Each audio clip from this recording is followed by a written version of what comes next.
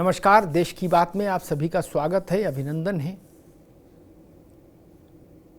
कांग्रेस कह रही है कि हम हरियाणा में जीत रहे थे चुनाव, हम हार कैसे गए और हम इस हार को स्वीकार नहीं करते।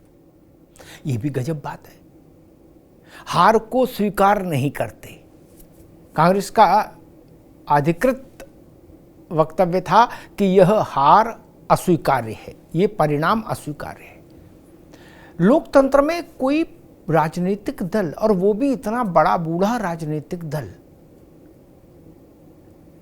जनता के जनादेश को अस्वीकार्य कैसे बता सकता है? मेरे पक्ष में फैसला आएगा जनता का तभी स्वीकार होगा, मेरे पक्ष में नहीं आएगा तो अस्वीकार होगा। चुनाव का परिणाम वैकल्पिक विषय तो होता नहीं कि माने कि ना माने। जैसे सुप्रीम कोर्ट का फैसला अंतिम है, आपको मानना ही है, वैसे ही उससे भी बड़ी गरिमा का फैसला है जनतंत्र में जनता का फैसला। नहीं, खैर कांग्रेस ने कहा कि हम इस फैसले को नहीं मानते, और उसका तर्क है कि हमको जानबूझ के हरा दिया गया।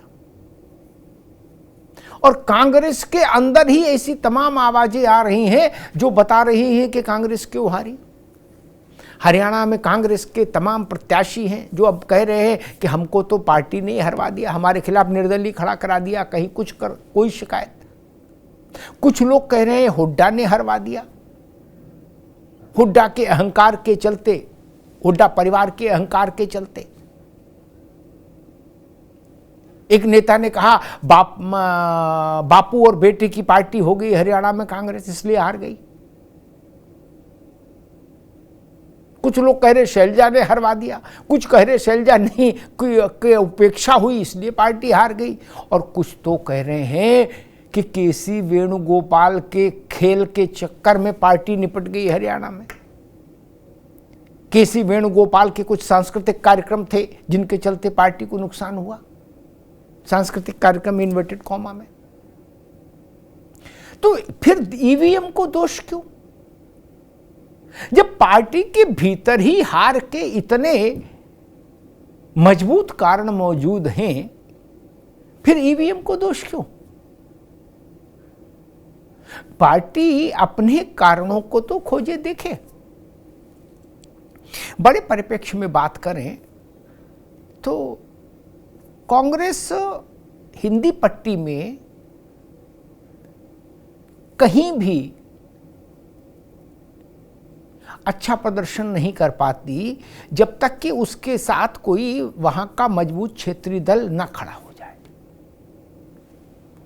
हरियाणा में कोई क्षेत्रीय दल नहीं था उनके साथ, न सपा थी, न बसपा थी, न आम आदमी पार्टी थी, तो कांग्रेस सरकार नहीं बना पाई। अब क्यों? क्योंकि बताया जा रहा 10 वर्षों से तो वहां जिले में, शहर में कोई संगठन ही नहीं बना कांग्रेस का। 10 वर्ष से ज्यादा हो गए।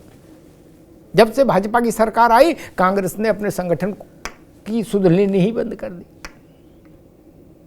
बिहार में उसको लालू चाहिए, उत्तर प्रदेश में अखिलेश यादव की साइकिल पर बैठेगी तो 6 आ जाएंगे, अकेले लड़ती तो शायद 1 भी ना आती, या 1 आ जाती, राहुल जी जहां से लड़ते मान लीजिए। अपने दम मामला नहीं बन रहा, और इसी बात को सबसे पहले उद्धव ठाकरे की पार्टी ने कहा, प्रियंका चतुर्वेदी ने उठाया था कि कांग्रेस 1 to 1 भाजपा से जहां लड़ेगी वहां नहीं जीत सकती। उसको क्षेत्रीय दलों का समर्थन, सपोर्ट चाहिए। तो इस तरह से अगर इसको सरल भाषा में कहें तो कांग्रेस को बैसाखी चाहिए।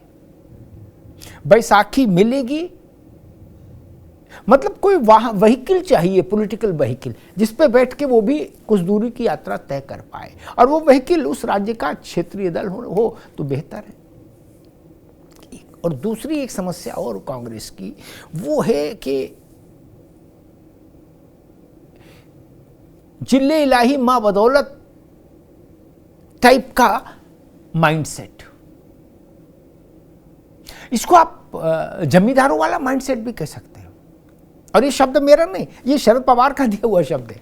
पवार साहब पुराने नेता हैं, उन्होंने कभी कहा था कि कांग्रेस का मिजाज जो है ना वो जमींदारों जैसा है, पुराने जमींदारों जैसा, जिनकी जमींदारी चली गई, खेत महल हवेली सब बिक गया, लेकिन जमींदार साहब ये मानने को तैयार नहीं कि अब वो जमींदार नहीं रहे। उनकी ठसक, उनका मिजाज वैसे ही है जैसा उनके पुरखों का था कभी। ये जमींदारी वाला मिजाज अरविंद केजरीवाल की पार्टी कह रही है कि सारी बात तो तय हो गई थी गठबंधन की, फिर अचानक से कांग्रेस ने अपना मन बदला, और मन बदला तो उसके बाद हमारा फोन भी नहीं उठाया। मतलब केजरीवाल फोन करते रहे, राहुल गांधी ने फोन ही नहीं उठाया। ये जो एटीट्यूड है, जरा सा कांग्रेस में जरा सी जुम्बिश होती है, जरा सा ये लगता है कि हाँ ठीक है कांग्रेस भी रिगेन कर रही है, तो कांग्रेस के दिमाग में वही मां बदौलत जिले इलाही जहां पनाह वाला एटीट्यूड आ जाता है आलाकमान में। और इसकी शिकायत एक नहीं, सैकड़ों नेता करते हैं और सार्वजनिक पटल पर हैं इसी शिकायतें कांग्रेस को लेकर। हेमंत बिश्व शर्मा जब कांग्रेस में थे तो उनकी शिकायत क्या थी कि एटीट्यूड मां बदौलत जिले इलाही वाला है। ऐसे तमाम शिकायतें, और कांग्रेस के सहयोगी दलों की भी ये शिकायत रहती है कि कांग्रेस में अहंकार है। ये अहंकार ही सबसे बड़ा संकट है। राहुल गांधी अभी एक भाषण दे रहे थे तो उन्होंने वहाँ फैजाबाद से समाजवादी पार्टी के सांसद अवधेश प्रसाद का जिक्र किया, तो कहा फैजाबाद से अवधेश जीता है, इसीलिए जीता है, वो अच्छा कर रहा है, अच्छा जीता है, जिसे किसी छोटे बच्चे के बारे में आप कहते हैं। और वो अवधेश प्रसाद दलित नेता हैं, पुराने नेता हैं, 7-8 बार के विधायक रहे, मंत्री रहे उत्तर प्रदेश में, अब फैजाबाद से जीत कर आए हैं और अखिलेश यादव के पोस्टर बॉय हैं। तो ये जो माइंडसेट है ना कि सब बहुत छोटे हैं और हम 7वें आसमान पर हैं, ये भी एक बड़ी समस्या है। और एक जो समस्या जो कांग्रेस जिसको हर चुनाव के बाद महसूस तो करती है, लेकिन नेतृत्व आलाकमान उस समस्या का समाधान नहीं कर पाता है, और तब तक अगला चुनाव आ जाता है और फिर वही समस्या अगले उस चुनाव में भी पार्टी का भट्टा बैठा देती है। वो है फ्रेंचाइजी सिस्टम। अब आप चौंक जाएंगे कि ये फ्रेंचाइजी सिस्टम क्या है। कांग्रेस तो किसी को फ्रेंचाइजी देती नहीं, कांग्रेस किसी पार्टी को फ्रेंचाइजी नहीं देती। कांग्रेस में जब से आलाकमान कमजोर हुआ, आला कमान के पास ना आला बचा ना कमान, तब से ये फ्रेंचाइजी सिस्टम डेवलप हो गया। बोले राजस्थान बोले गहलोत जी, बोले मध्य प्रदेश बोले कमलनाथ, हरियाणा हुड्डा, कर्नाटक डीके या सिद्धिरमैया, ये फ्रेंचाइजी सिस्टम है। फिर इनके आगे किसी की नहीं सुनी जाएगी। ये काला करे तो ठीक और सफेद करें तो ठीक। अब बताया जा रहा है कि राहुल जी हुड्डा जी से नाराज हो गए, अच्छा हारने के बाद, और वो कह रहे हैं कि हरियाणा में हुड्डा ने और हुड्डा जैसे नेताओं ने अपने हित ऊपर रखे, पार्टी के हित नीचे रखे। ये बात राहुल को समझने में इतना समय लगा। तब समझ में नहीं आई जब हरियाणा के टिकट जब बटे कांग्रेस में, तो एक समीक्षा आई कि इसमें से 90 में से 72 सीटों पर हुड्डा के लोगों को टिकट मिला, 72। तब समझ में नहीं आया। राजस्थान में पार्टी डूब गई गहलोत और सचिन पायलट की लड़ाई में, लेकिन आला कमान की तरफ से गहलोत के पास फ्रेंचाइजी रही तो रही। मध्य प्रदेश में कमलनाथ किसी की नहीं चलेगी, केवल कमलनाथ की चलेगी, पार्टी डूब जाए कोई फर्क नहीं, कि फ्रेंचाइजी वही। तो ये जो बड़े बूढ़ों के हाथ में फ्रेंचाइजी देने का, अब उन्होंने दी राहुल गांधी ने या इन्होंने जबरन फ्रेंचाइजी ले ली, ये जाने, लेकिन फ्रेंचाइजी चल रही है। शैलजा की नहीं सुनी जाएगी तो नहीं सुनी जाएगी। फिर का वर्षा जब कृषि सुखाने, जब चिड़िया खेत चुग गई तो जागृत हुए राहुल जी, तो कह रहे कि नहीं, हाँ हरियाणा में नेताओं ने अपना हित आगे रखा, पार्टी का नहीं।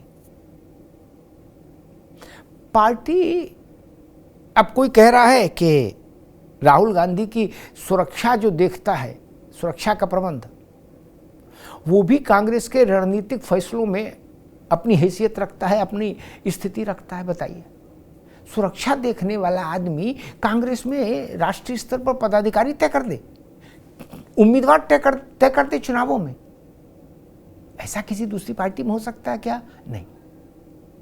इसीलिए मैंने कहा ये किस ढंग का फ्रेंचाइजी मॉडल है। वेणुगोपाल दक्षिण भारत का आदमी, हरियाणा में टिकट वितरण में उनकी रुचि कि एक्स को ही टिकट मिलना चाहिए, वाई को नहीं। इतने नीचे तक रुचि क्यों? संगठन के महामंत्री हैं आप, आपकी रुचि संगठन में नहीं, टिकटों में है। अब इसका ये जो कुछ बीमारियां मुझे समझ में आई, कांग्रेस की व्याधियां, उन पर जब तक कांग्रेस काम नहीं करेगी, मेरी समझ ये कहती, तब तक कांग्रेस का उद्धार नहीं होगा। आप ईवीएम पर दोषारोपण कर सकते हैं हर चुनाव हारने के बाद, उससे आपका अधिकार है, कौन रोक सकता है, लेकिन वो फिर मजाक का बायस हो जाता है आपका हर बार एक ही बात कहना कि ईवीएम। लोग हंसते हैं कि भाई हार गए तो फिर ईवीएम को दोष देंगे ही देंगे कांग्रेस वाले। अपने घर को कांग्रेस व्यवस्थित नहीं कर पा रही, राज्यों के छत्रपों के बीच में सामंजस्य नहीं स्थापित कर पा रही, और जो सो कॉल्ड आला कमान है उसके पास न आला बचा है न कमान बची है। तो फिर आला कमान कैसे चलेगा, ये सोचने का विषय है। इंदिरा गांधी के समय में जैसी कांग्रेस चलती थी, या सोनिया गांधी के वो 10 साल जब कांग्रेस सरकार में थी, वो भी ठीक थे। इंदिरा जी के तो खैर कांग्रेस का चरम काल कह लीजिए उसको, तब आला कमान का मतलब होता था आला कमान। आज राहुल जी कहते कुछ हैं, कांग्रेस में होता कुछ है। उन्होंने कहा था कि हम हरियाणा में आम आदमी पार्टी के साथ तालमेल कर के चलें तो अच्छा होगा। हुड्डा ने कहा नो, तो माना गया कि नो। अब कांग्रेस में राहुल की चलेगी कि हुड्डा की, ये तो तय होना चाहिए। कांग्रेस में कमलनाथ की चलेगी या राहुल की, कांग्रेस में राहुल की चलेगी या गहलोत की, ये तो तय हो जाना चाहिए ना एक बार। और इन्हीं सबके बीच में खड़गे जी कहाँ हैं, ये भी खोजा जाना चाहिए। धन्यवाद।